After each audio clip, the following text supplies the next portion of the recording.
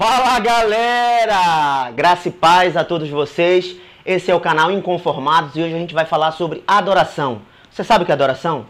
Será que a gente tem noção do que é adoração? Esse tema tão comum para todos nós da igreja, será que a gente tem adorado?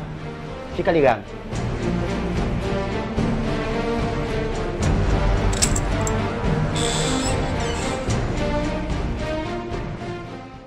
Aqui Bruno Rego e eu quero te convidar que a gente possa navegar na Bíblia nos seguintes textos. Vamos lá para João 4, 23 e 24. Abram lá comigo. João 4. Olha só o que a gente vai achar.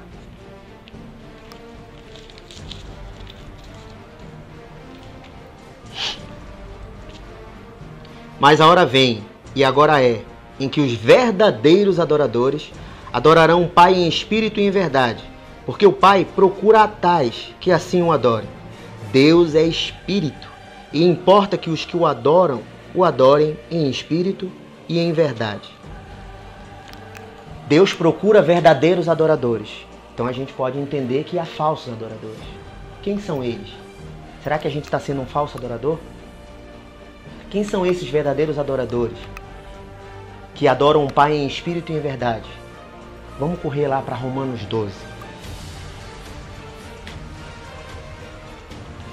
Se você for perceber, Romanos 12, de 1 a 2, ele vai dizer: Rogo-vos, pois, irmãos, pela compaixão de Deus, que apresenteis os vossos corpos em sacrifício vivo, santo e agradável a Deus, que é o vosso culto racional. E não sedes conformados com este mundo, mas sedes transformados pela renovação do vosso entendimento, para que experimenteis qual seja a boa, agradável e perfeita vontade de Deus. Com certeza você já ouviu muito sobre esses textos. Você deve ter ouvido muitas coisas. Mas eu quero te convidar a gente chegar num ponto logo, para a gente poder entender. Porque a adoração é um ponto muito, muito importante na vida da igreja, em comunidade, na tua vida cristã, na minha vida cristã.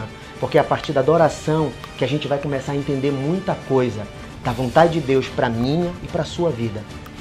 A adoração, em Romanos 12, ele vem a falar de algumas coisas muito pertinentes. Primeiro, rogo-vos, pois, irmãos, pela compaixão de Deus. O que é essa compaixão de Deus? Que em outras versões vai falar as misericórdias. O que será isso? É justamente o sacrifício de Jesus na cruz. Eu rogo pelo sacrifício de Jesus na cruz, que apresenteis os vossos corpos, ou seja, que tu te amostre.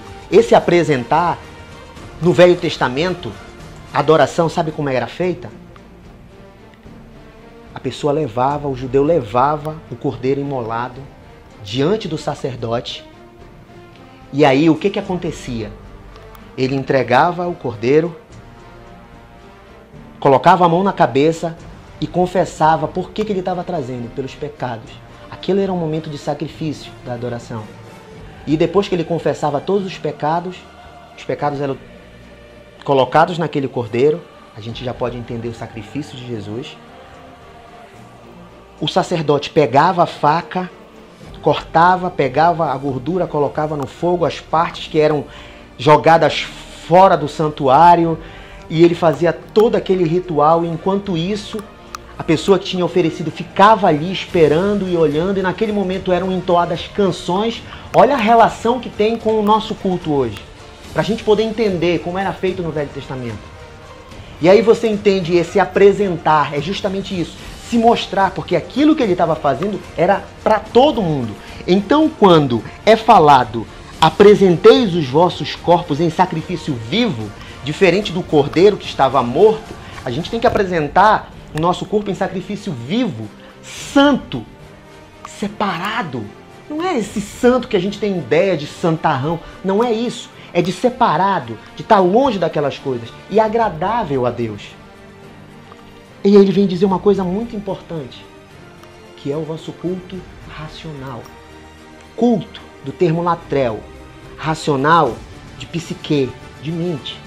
Não tem nada a ver com aquela ideia que, eu não sei se muitos de vocês ouviram, do culto racional dentro da igreja, com a liturgia, com o boletim, porque devemos fazer um culto racional, não tem nada a ver com isso. O que Paulo está falando aos romanos aqui é justamente sobre a nossa mente, cultuar sobre a nossa mente. Poxa, mas por quê? Porque Jesus, em João 4, vem falar em espírito e em verdade, porque Deus é espírito. E quando a gente cultua com a nossa mente, é em qualquer lugar. Olha só como esses textos estão linkados com outros textos. Se você for observar, em Filipenses 4:8, vai falar para a gente pensar nas coisas do céu, nas coisas de Deus, o texto fala. Então, se eu vivo pensando em coisas erradas, em coisas carnais, em coisas que não são de Deus, como é que eu posso estar renovando a minha mente? Romanos 12, ele vem dizer, e não sedes conformados com este mundo, mas sedes transformados pela renovação do vosso entendimento. Quando eu renovo a minha mente, eu mudo o meu jeito de crer, eu entendo qual é a vontade de Deus, eu entendo o que Jesus faria no meu lugar. Quando eu entendo isso, eu sou transformado. Igual a lagarta que se transforma em borboleta, essa metamorfose é isso que tem a ver com transformação. Já o termo renovação é anakanoisis, que é um termo grego, justamente falando dessa renovação, quando eu renovo a minha mente e vou mudando o meu jeito de crer, porque a Bíblia está me ensinando, porque a palavra de Deus está moldando, eu sou transformado. E é isso que está falando. Agora o problema é que dentro da igreja, a gente como cristão, a gente não está entendendo isso. A gente acha que a gente adora a Deus quando a gente está chorando, quando a gente está cantando uma música, quando o ministro de música, diante de toda a igreja, de todo o auditório, está dizendo assim, agora vamos adorar a Deus. Não. Você deve viver uma vida de adoração, porque é isso que Deus procura. O problema é que tem gente que acha que só está adorando quando está lá em cima no altar cantando. Ou tem gente que acha que só adorou quando está pregando. Não são esses os adoradores que o Pai procura. O Pai procura adoradores que adoram em espírito e em verdade. Você não adora em espírito e em verdade só quando você está dentro da igreja. Você adora em espírito e em verdade quando você muda o seu jeito de pensar. Você para de achar que você só adora dentro da igreja ou no seu quarto. Isso são partes da adoração. Porque a música, ela também vai te ensinar.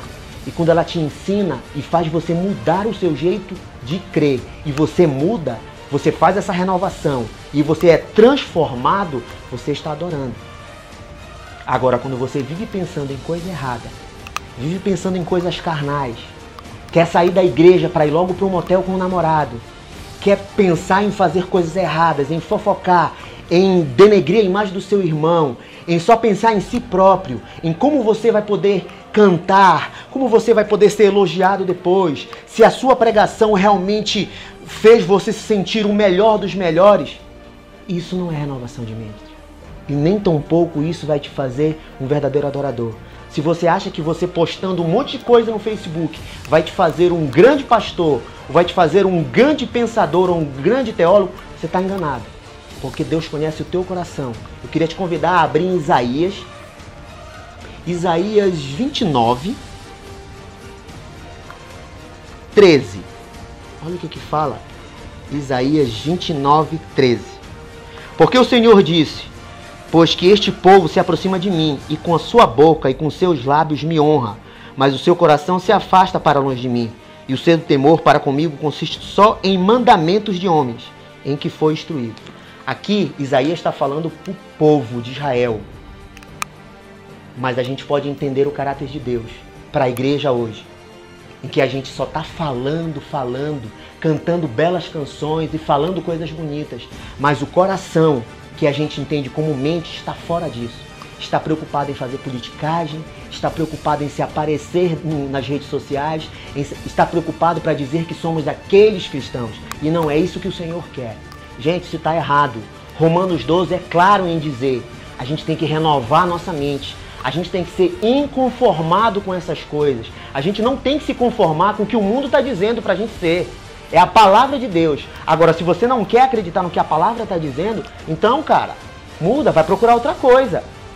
Ou você acha que uma pessoa que se alista no militar, para ser da aeronáutica, da marinha, aí ele vai entrar lá e não vai obedecer a ordem das autoridades, que ele vai fazer o que? Ele vai que bem entender. Não, existem ordens a ser seguidas e ele vai ter que seguir.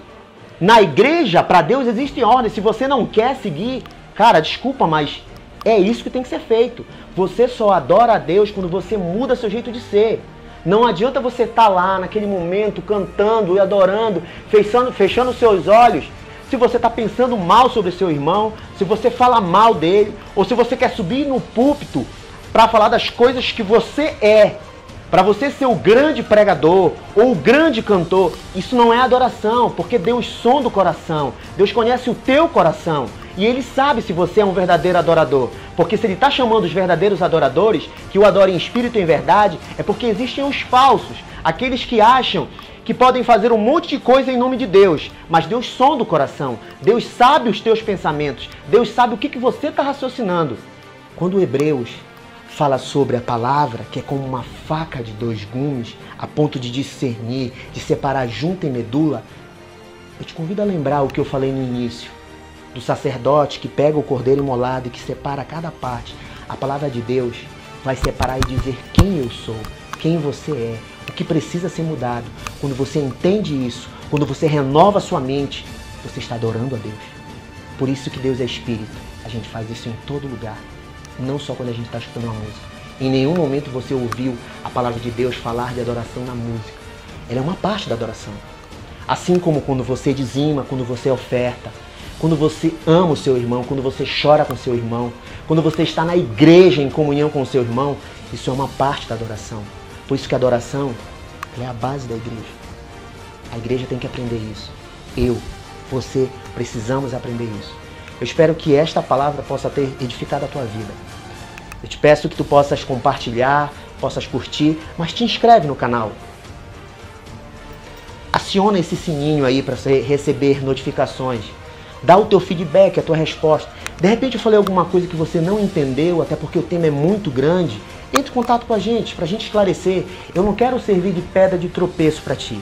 Eu quero esclarecer, eu quero te ajudar, para que a gente possa realmente ser igreja. Porque está muita coisa acontecendo lá fora e a gente precisa mudar isso.